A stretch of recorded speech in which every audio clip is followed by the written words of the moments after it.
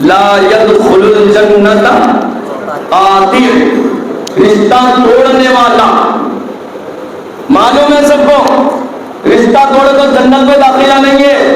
آج بھائی بھائی کا حال کیا ہے؟ گھروں کے اندر حالات کیسے ہیں؟ آج زمین کے واسطے گھروں کے اندر قتل کی نوبت آ جا رہی. آج تھوڑی سی جائیداد کے واسطے، بینک بیلنس کے واسطے بھائی ہے سگے بھائی سے بات نہیں کر رہا. عید کا موقع آ رہا، میت کا موقع آ رہا، مگر بات کرنے پر راضی نہیں ہے. سگا بھائی ہے، نسبی رشتہ ہے. اور اس رات کے بارے میں بیان کیا جا رہا، لا يدخل الجنت قاطع، رشتہ توڑنے والے کے اللہ اس رات کو مغفرت نہیں فرمائیں گے. نظام آباد کا ایک واقعہ ہے، آج سے تقریباً 3-4 سال پہلے سنایا تھا یہ واقعہ، اور اللہ غیر میں لاگے سنی دیا.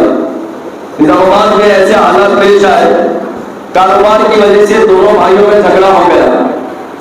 ایسا جھگڑا ہو گیا کہ سال کے سال گزر گئے، 10 سال 12 سال 5 سال 6 سال 8 سال 9 سال.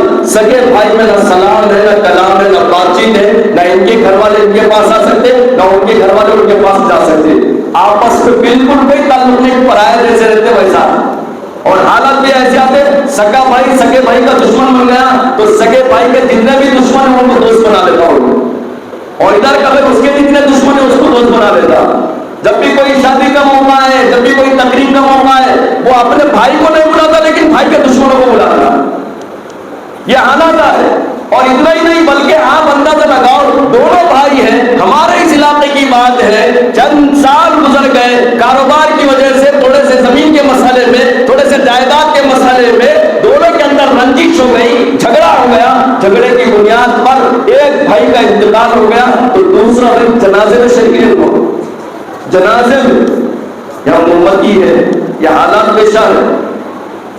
اور کیسے حالات؟ حیدرآباد کے اندر ایک نوجوان لڑکی جو ہے، بابا بولے بیٹا اتنی دیر باہر دیتے کہیں کو آئی، ذرا تھوڑا سا خیال کر، حالات صحیح نہیں ہے. یہ عام لفظوں میں بتلا رہا. بیٹی کچھ نہیں بولی، بیگ نکالی، سیدھا کچن روم میں گئی، چاقو لے کے آ کے باپ کے پیٹ میں مار دی. یہ لادینی کا نتیجہ ہے، دین سے دوری کا نتیجہ. یہ حقیقت کا واقعہ ہے، میں ممبر سے بدلا وہاں بندہ نہ لگاؤ. سگے بھائی کا جنازہ ہے، بھائی جنازہ میں شریک نہیں. معاملہ کیا ہے؟ تھوڑی سی جائیداد.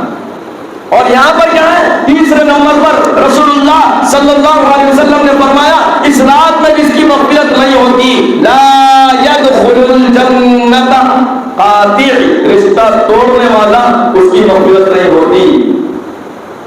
چوتھے نمبر پر